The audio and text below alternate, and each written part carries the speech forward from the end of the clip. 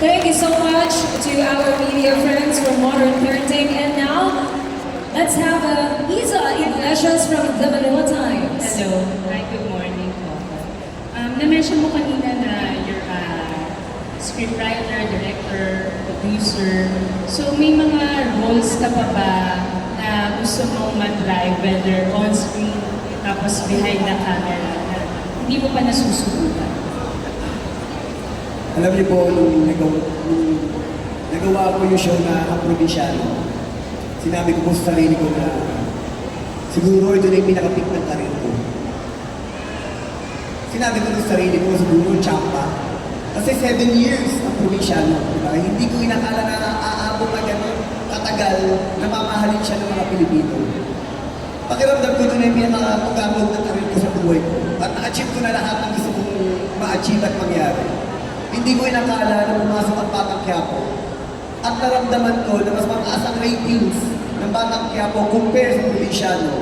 At ngayon papatapos po ang 2025 na napakaraming mga proyekto na pumapasok sa akin na meron po akong 4 na pelikulang gagawin at meron din po akong mga series na gagawin. Sabi ko sa sarili ko, akala ko matapos na ako, akala ko nagawa ko na lahat.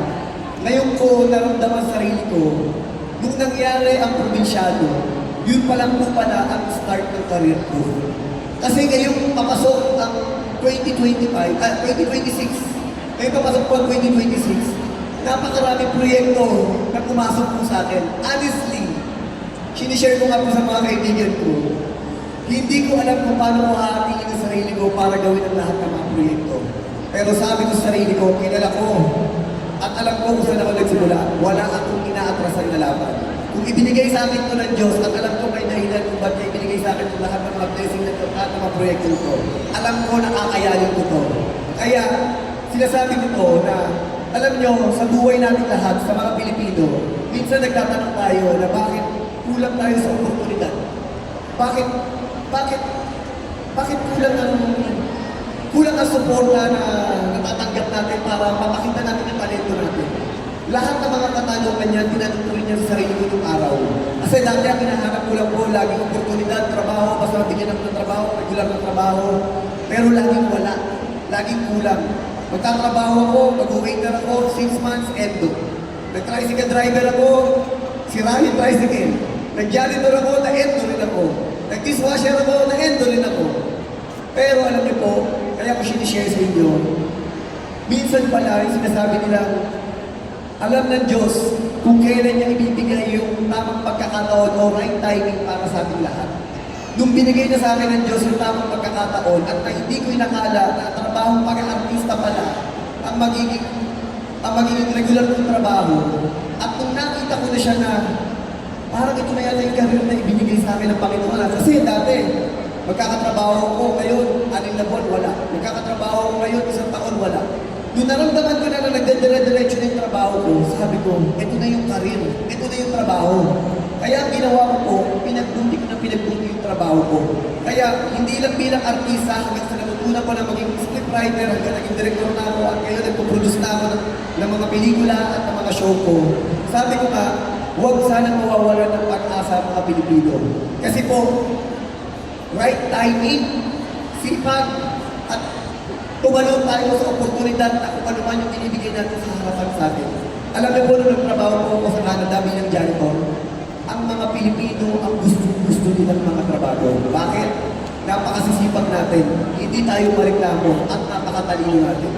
Lagi kong pinagsasabi, lagi kong pinagyayabang, napaka-talento ng mga Pilipino.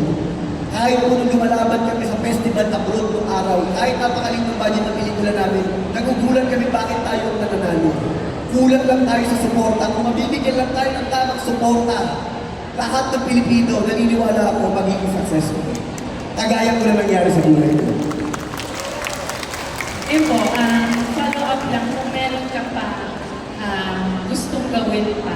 Yung gusto kong gawin, honestly po, ito na pong mga proyektong mga nakaline up sa akin. Kasi may gagawin po ako ngayon, like yung OTJ. And then may gagawin po ako ngayon sa Star Cinema na, Father's Day. Tapos may gagawin din ako with Inang. Tapos may gagawin din ako Bonifacio. At may gagawin din po ako yung bagong series. Lahat naman, hindi kami po, Yung mga proyekto matagal ko na hinihintay, bakit ngayon lahat nagsunod-sunod at nagsabay-sabay? Paano ko hihindi na napakatagal kong hinihintay ito? Kaya sabi ko nga, alam kong napakahirap at hindi ko alam paano ko hatiin ang katawan ko, pero gagawin ko ang lahat para magawa ko po ang lahat. Thank you. Salamat po. May dadagdag lang ako, no? Kung sinabi ni Coco, talaga yung traits, yung reputasyon, yun ang importante. Very wholesome para sa pamilya. That's why he was chosen to endorse James Coffee. Palakpakan natin! At talaga, modelo ang pamilya. So I hope, ibang mga artista, ibang mga endorser, kailangan malinis. At pag ganon, tradition should be long term para at least tuloy-tuloy ang endorsement. Okay, salamat again, Coco. Truly well-deserved nga naman talaga. And also, thank you so much to Ms. Iza Iglesias from the Manila Times. And last but not least, let us have Mr. Alvin Ignacio from Daily Tribune. Hi. Hello. Ako, dati yung mga endorsement, pangarap na. Ngayon, totoo na silang lahat. Pati yung kanara mo ang kanyaganda. Anong pakiramdam na lahat ng mga pangarap mo ay totoo na? Alam niyo po, di ba, pag nagsisimula ka, sa totoo, kaya ko na sinabi niyo, lahat nangangarap ka lang eh. Lahat ng mga rejection magdadaanan yun. Pero sabi ko nga, basta ang pinaka-importante ay huwag ka lang bibitiw eh. And then habang nasa proseso ka talagang pagsumikap ka, pagsikapan mo, pagpursigihan mo, ang dulo nito talaga, kapag talagang nagtrabaho ka mabuti at pinagbuti mo, may magandang patutunguhan eh. Ngayon, sa parte ng buhay ko, hindi ko po inakala na mararating ko po. Bukod po sa mga endorsement na kung ano man meron po ngayon, bukod po sa mga proyekto na meron ako ngayon, para sa akin ang pinaka-big achievement ko, yun na ayos ko yung pamilya ko. Kasi po, broken family po kasi kami.